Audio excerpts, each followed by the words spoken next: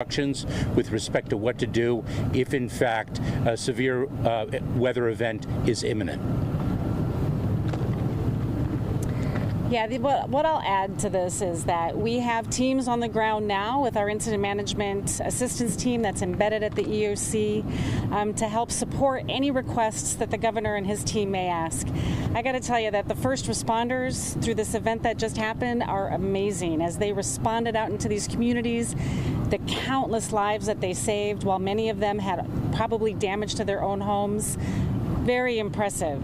But that's a big plus, you know. And when you come, you're punctual, you're present. If you have a positive attitude, boy, that gets us over the hump for real, right? Yes. So give. That's right. Give yourself an applause and applaud the person that's closest to you, because that means they had to press through something to push forth an effort to make it here. I know for the people, the women of faith, those people, those purple shirts, most of us, we have not stopped. We left service and then went downtown to serve the homeless. And then we left there and rushed right back here. So we are on skates today. So thank you all for bearing with us. These chairs should be enough. And if you see me come up, if that's not, we want to fill the chairs closest to the front of the room on both sides. And the reason being is because when you're doing a media event, they're going to see what's up close, right? And so it does not look like people are present when they're all in the back because they only show the front. And sometimes they get a wide shot in, but not always. So the best thing to do is fill the front. But because we have so many in the room, I think there are about 25 of them in that space, then we should have enough chairs to fill in. And as a matter of fact, I'm going to actually count them out because I might need to do something else to get some more chairs up here. 1 second. 7.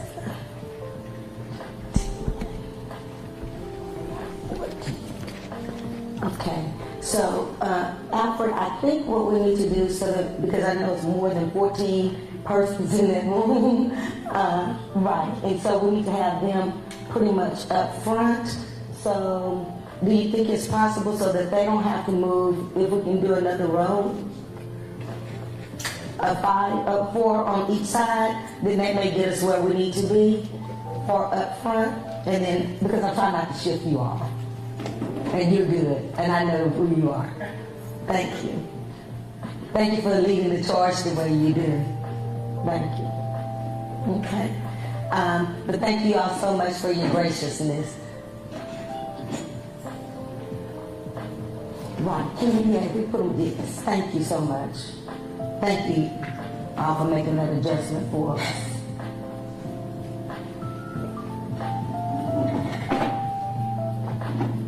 Yes, if we can just balance that out on each side, I think we're going to be wonderful.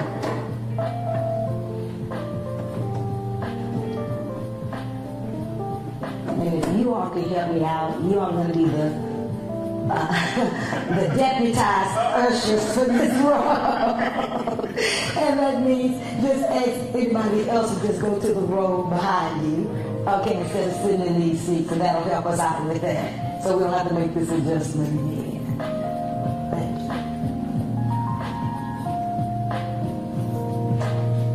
Love the flexibility.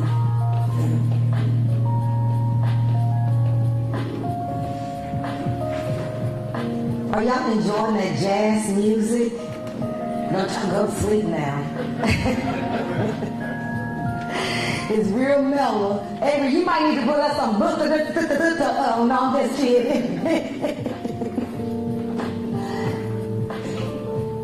Yes, on the side. We'll do the same. We'll be fine. How many of you have been a part of an award show before?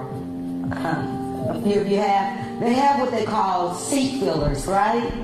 So at any time during the course of the show, the taping, they'll stop and they'll look for the seat fillers to fill in those seats up front.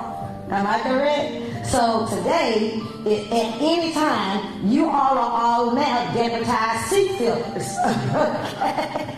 So you don't have to wait for somebody to say, stop the taping, let's have all the seats filled again. You know, just to get up and move up, because we don't want what? Any seats empty towards the front. Okay? Thank you, y'all. Y'all are so wonderful.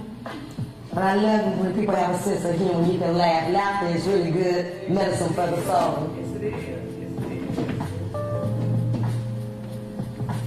Wonderful.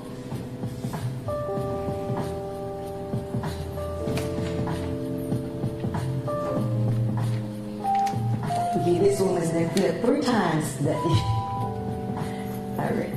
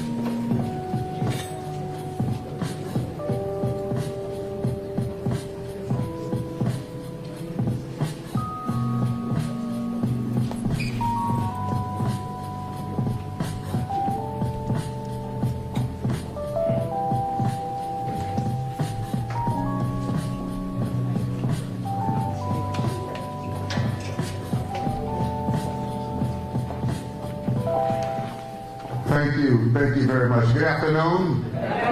Thank you for being here. Would you just give the person next to you a hand for showing up today? We do appreciate that. Welcome to the Community of Faith Church. My name is James Dixon, the lead servant here, and I'm honored that you have come for this very, very important discussion and conversation. Before we have the agenda items that we're going to be discussing in great detail, we're thankful to have representatives of the media here with us today, because we're going to make a statement to the press. And after we make a statement to the press, then we're going to have some longer discussion, all right, some longer discussion. I want to ask the leaders of our coalition to come stand with me, please. Leaders of our coalition, just come, all members of the coalition, come and stand. We're grateful to have our board members and labor leaders, our legal team, faith leaders, elected officials. Would you all come and stand? And of course, when we say elected officials, we have top elected officials here with us as well. Of course, we got State Representative Yolanda Jones. I think she's maybe still here. She's had out of Austin. But we've got the mayor of the city of Houston is with us today, Mayor Sylvester Turner, and Congressman Al Green. Give them both a warm reception, if you will, please. We're so delighted that we are here. So delighted. Pastor Fields, we got our faith leaders come on and stand with us. We're grateful to have you with us, all faith leaders as well. And the principal of Wheatley High School, representing our Principals Coalition. Thank you so very much for being with us on this afternoon. Again, my name is Bishop James Dixon, president of the Houston NAACP. And in this slide, of course, glad to be a member of the Stop the Hostile Takeover of HISD Coalition. And we're grateful to have our parents represented here and our educators represented here. And this is a very, very, very committed group of individuals who understand in a very basic and fundamental way that public schools should remain under public control. That public schools should remain under public control. Do you believe that public schools should remain under public control? Public schools should remain under public control. Public schools should remain under public control. We wholeheartedly believe that. And we also believe that when public schools are no longer under public control, they are no longer public schools. And that what the governor of our state and what TEA is endeavoring to do is to take advantage of the assets that HISD has and to turn those assets over to the hands of a board of managers that works solely under the authority of TEA Commissioner Mike Moore Rath and under the auspices and control of Governor Abbott. We are adamantly, unequivocally, unapologetically, unashamedly opposed to that action.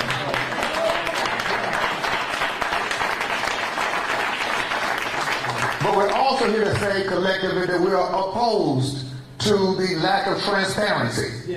The fact that this governor and commissioner have not been transparent about the process, have never had meaningful conversations with our legislators, and especially not with the parents and the key stakeholders in HISD and in the Houston community.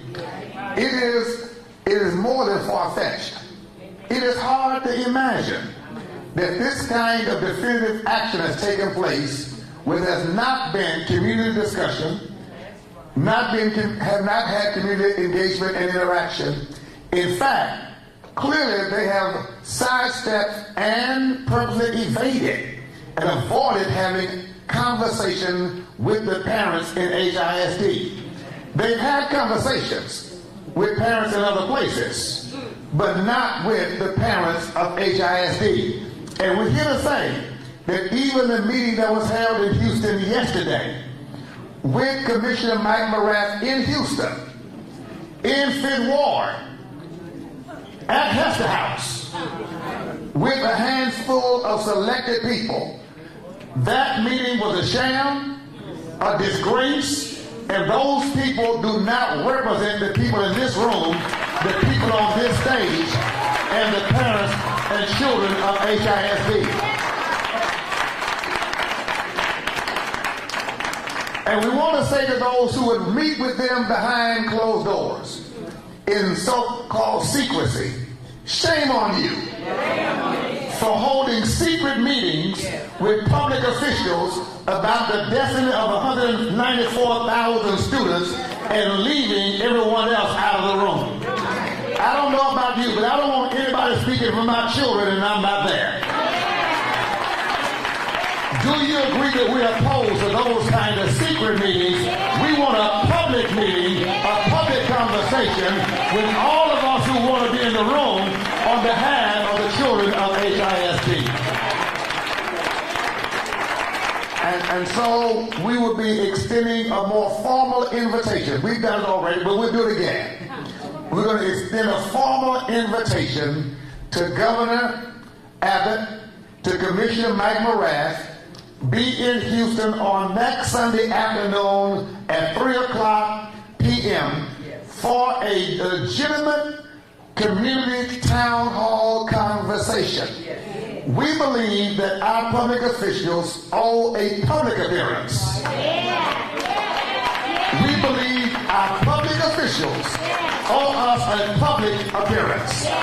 We believe our public officials owe us a public appearance. And if you can't go public with the conversation, there must be something to hide. So we're extending that invite for next Sunday, and we need all of you to fill that room with parents and students and stakeholders, because we want to have a conversation.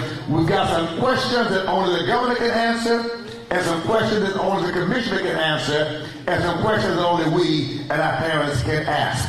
At this time, I want to give an opportunity for our congressman and then our mayor to have a remark, and then we will proceed with the remainder of our discussion for today. Would you receive with me the congressman of the 9th Congressional District, Congressman Al Green?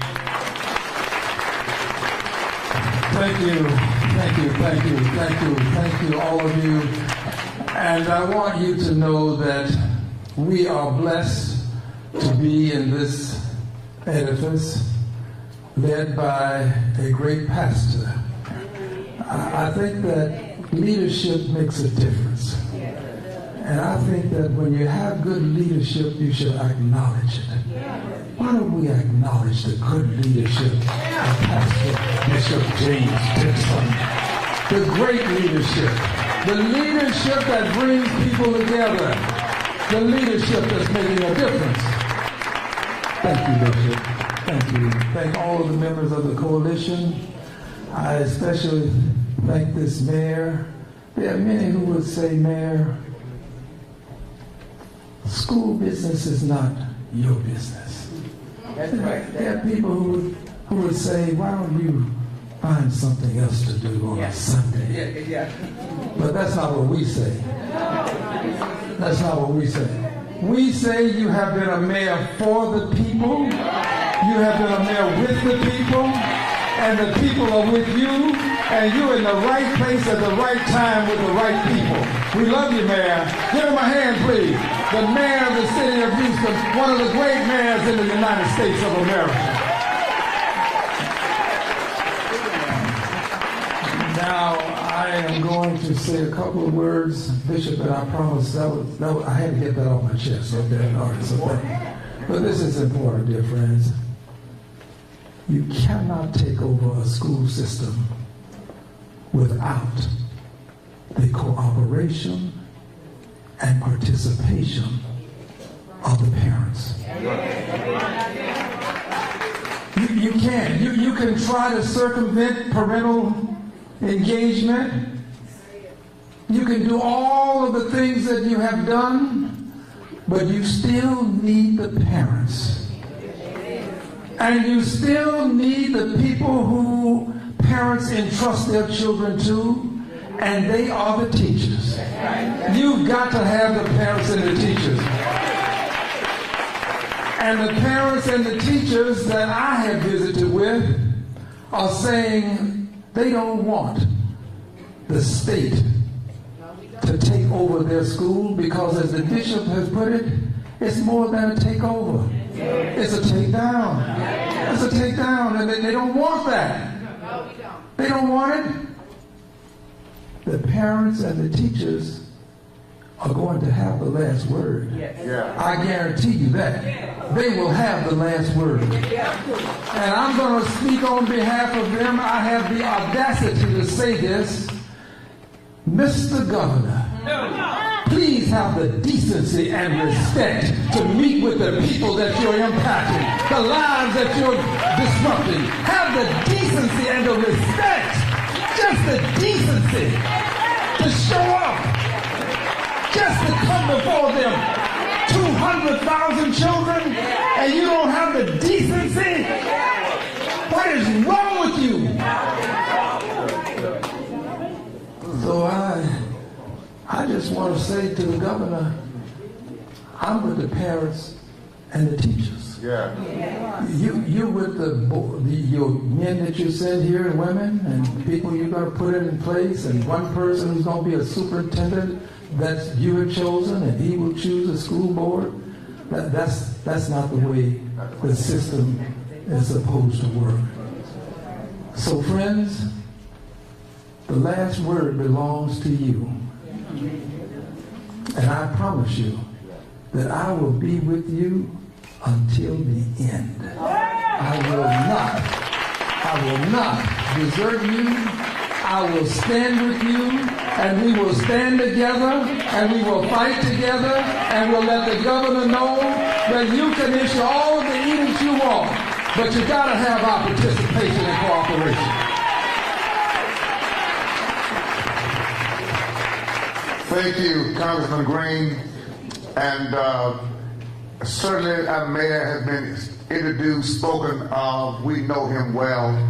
But I don't think that it is a waste of words to reiterate how fortunate we are to have a champion for the people, a champion for purpose, and a champion for children in our midst today, our Mayor Sylvester Turner. Thanks, Bishop. Thank you. Look, let me just say that one of the reasons why this issue is so important is because I have the privilege of representing those 194,000 kids.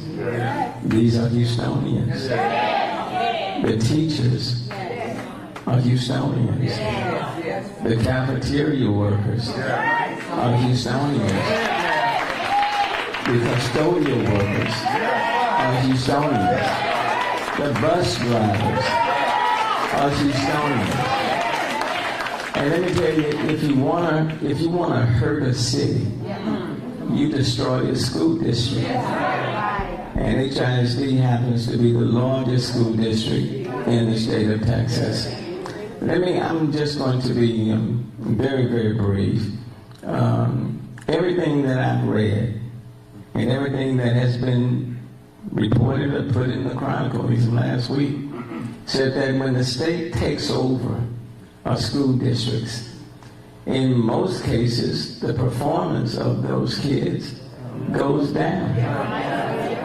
And the studies say, even if you look at the Kinder report, that the performance goes down for the next 4 to 5 years before the kids come back to the pre-takeover level. The other day at Westbury, at a town hall meeting, the deputy commissioner said to the parents there, this is not about the children. This is not about the parents. This is not about the school, the teachers. That's what he said. Well, if it's not about the children, or the parents, or the teachers, then what is it about? And then he said, well, it's about the school board. But most of the members of the school board are new. And if it's not, if it's just about them, then why are you removing the superintendent? And then lastly, I will say this. What was so piercing to me is that on that first night at Westbury, I was watching all of the channels. The governor was in town, down the street in Cypress, on the same night. And he told those parents, parents matter. Your voices matter. And they were promoting giving vouchers of $8,000 to those parents in Cyprus so that they could go to private schools. But on the same night, at the same time, at Westbury, those parents were standing up. And they were speaking up. And those parents were being told what's going to happen to their schools and their children. If parents matter in Cyprus, then parents matter in HISD. If parents matter in Cyprus, parents matter in HISD. And there comes a time when parents and teachers and students and cafeteria workers and custodial workers and bus drivers and community leaders need to stand up and say, just because you say it's going to take place, it doesn't necessarily have to take place.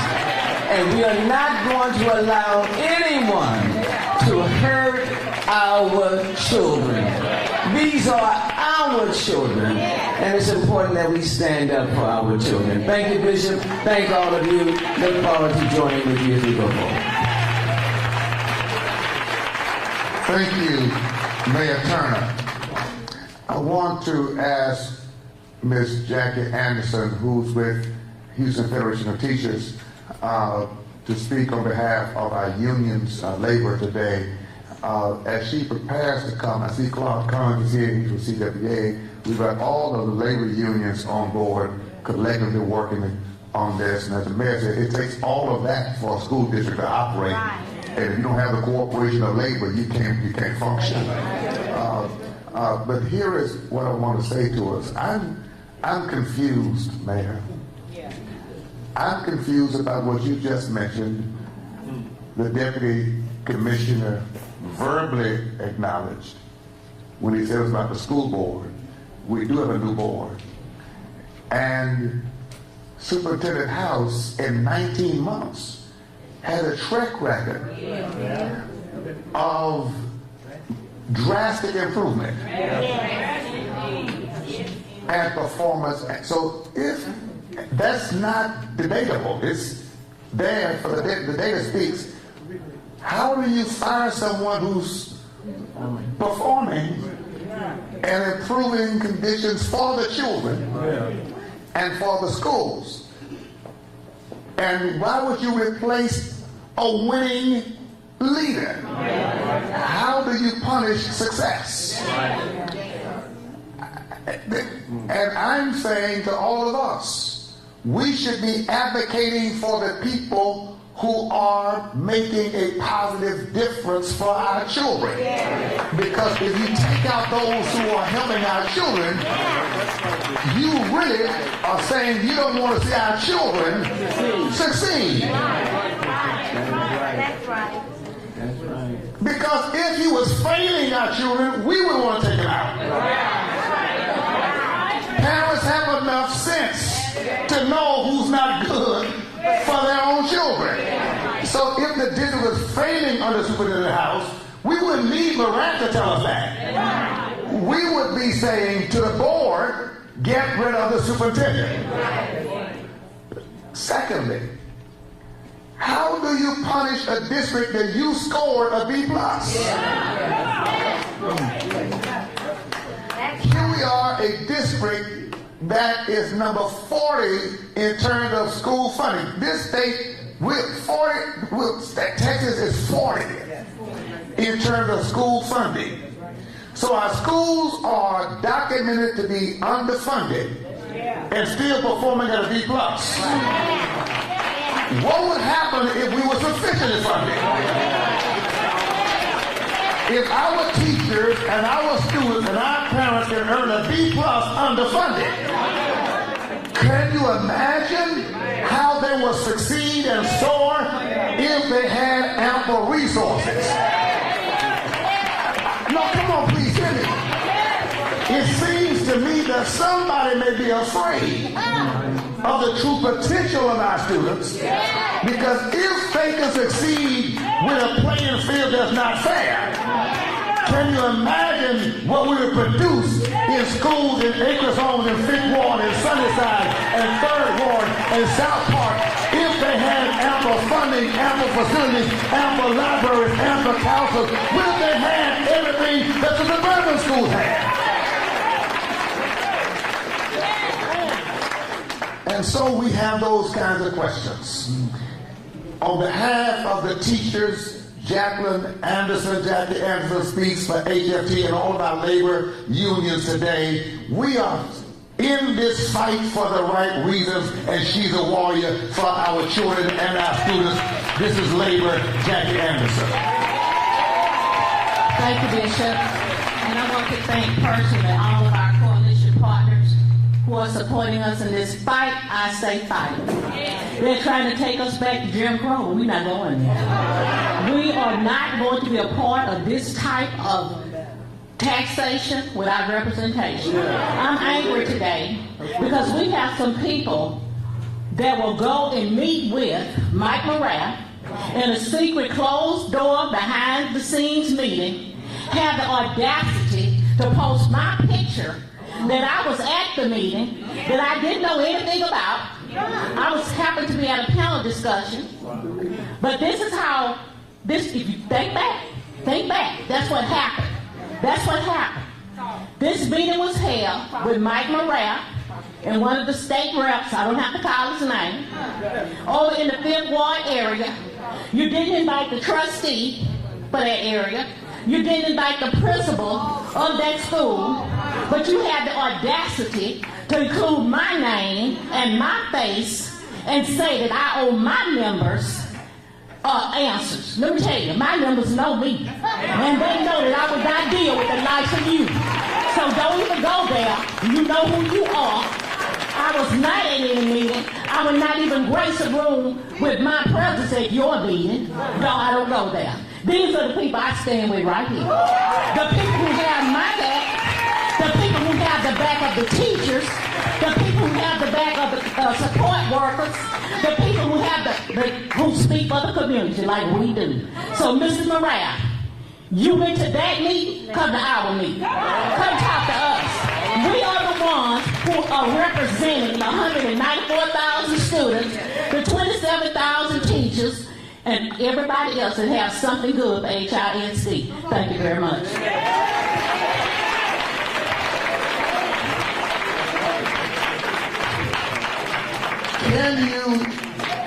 Can you process that? How does a public official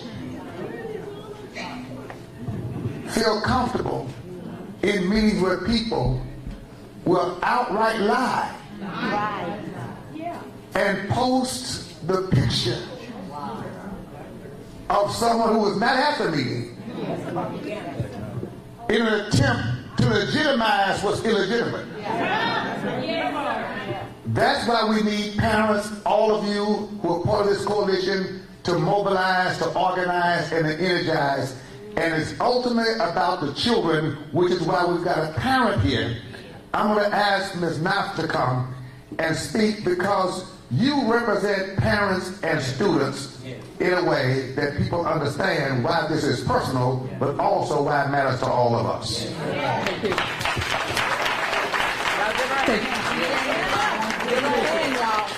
Thank you so much. My name is Audrey Neff. I am a parent of a kindergartner at our neighborhood HISD school, Wharton Dual Language Academy. It's a beautiful school. There is tons of parental involvement, so I could not believe the news when I heard there was going to be a takeover, because no parent I've ever spoken to has asked for us to be taken over by the state. As a pediatric neurologist as well, I'm very, very concerned about special education funding and what is going to happen to our students with neurodevelopmental disabilities, particularly since they are saying that one of the criteria to come out of the state's control is for our special education programs to meet federal standards. But how are we going to do that without the funding that we're not even getting now? So it really sounds like to me that we are using our students with disabilities as a scapegoat for some other plan that they want to keep in place forever. And I, as a parent, I'm not good with that. For any parents out there who are listening to this and are HISD parents, please join us in signing a petition to oppose the takeover. Please visit HoustonCVPE.org and please sign our petition. The Houston Community Voices for Public Education, CVPE. It's fine, HoustonCVPE.org, and please sign our petition. HoustonCVPE.org. Thank you. Please join us. Thank you so much, Aubrey. And we're going to wrap up the speakers in a moment because we got other business to handle here with all of us. But I want to say how important it is that we do get parents to sign up on that website. We do need you to be a part of the movement, and it's a growing movement. And I want to say that, listen, we're honored to have board members of HISD who stand with this coalition. These individuals, yes, they were duly elected to represent the students of HISD by parents and citizens. This move takes away democracy. And the only reason they're taking it over is because when we keep electing board members who fight for our children, they want board members who are not about our children. I want you to have a word, Dr. Attorney, Lawyer Myrna Guidry, on behalf of our board members, along with Captain Bluefoot Daniels. They are some warriors. Would you give them a big hand, please?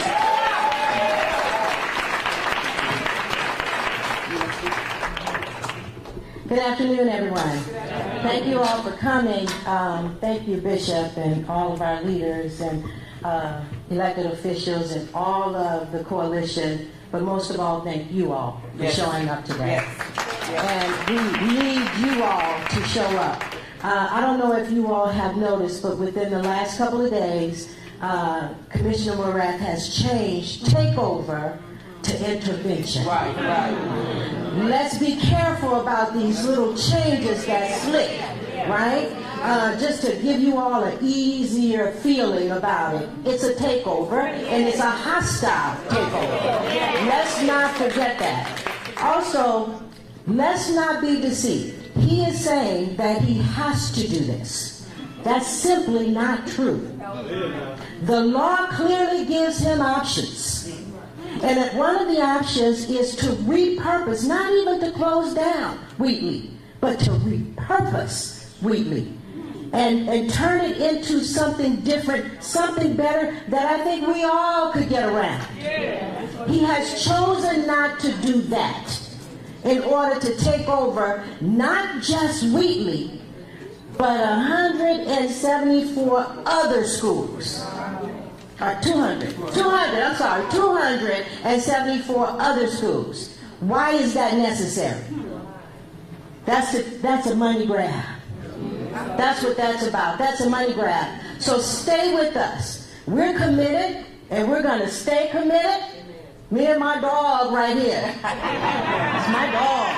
Okay? And here and all around us. And we're ready to fight and to continue to fight. And we're going to make the offer to Mr. Moran. Instead of taking over the district, consider some of these other options that 39A0113 gives you. 39A111 gives you one option, but 39A113 gives you a whole different item and something else you can do for this district that would benefit the district. So stay with us. Thank y'all so much. Thank you. She said everything. I'm not going to be long-winded, but I do want to acknowledge some of my co-laborers in the movement even before I was on the board, which is why I was elected, because I was a community advocate. Mr. Larry McKenzie, Mr. Travis McGee, stand up. They on the ground, on the battlefield. On the ground and on the battlefield. And so many of us have been, and so we want to encourage you. Don't be a computer advocate. Let me say that again. Don't be a computer or social media advocate, because just like they're coming for my alma mater, Wheatley High School, because I am a proud graduate of such, just like they're coming for Wheatley High School, they're coming for your school next. And primarily those ones that are underpopulated, let me say that again, underpopulated, are in our particular district, black and brown school districts. Gates, Worthing, Cashmere, Wheatley, all of those schools, Madison, Worthing, not Madison, I'm sorry, it's overpopulated. The rest of them are underpopulated. So when they start talking about collectively closing them or merging them, think about what school you graduated from and where it's located. Thank you very much. We have had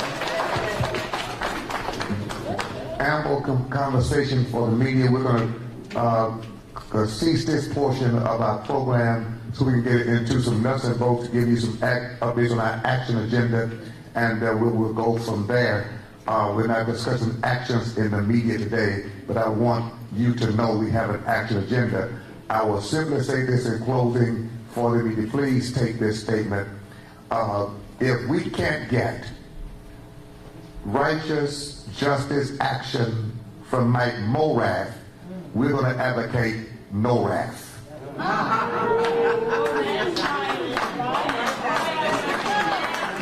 hope you all catch that.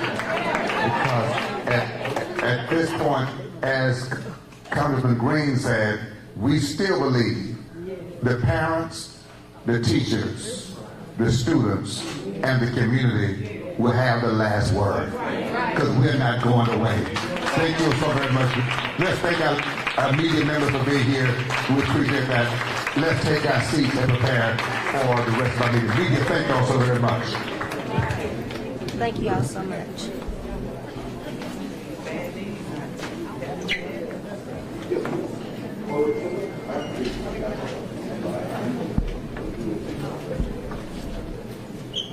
If you have any questions for any of our panelists, we can do that to the side, please. Or let's want to do a quick round. Any questions?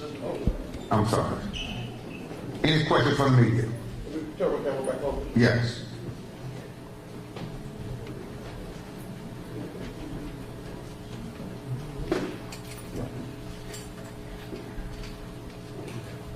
Okay, quick question. So you said next week, Sunday, 3 p.m. Have you guys extended that invitation personally to the governor? It's going out tomorrow. What happens if he does not respond to you? We are anticipating that he will. And then this closed meeting that happened yesterday, what other state officials were there? I know somebody mentioned that there was a state official there. I'm not sure if you ask Commissioner Morath, who was in attendance at the meeting with them on yesterday, he should give you a full roster. Thank you. Thank you. All right. If there are more questions, thank you, ladies and gentlemen of the media. We appreciate your presence on today, and we appreciate it. All right? They're getting their minds.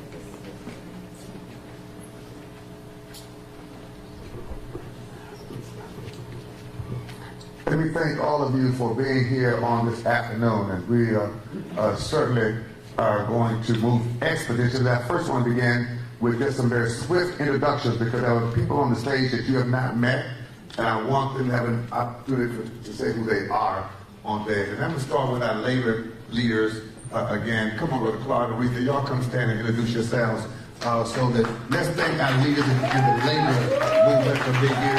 And let's thank the Anti-Contractor staff.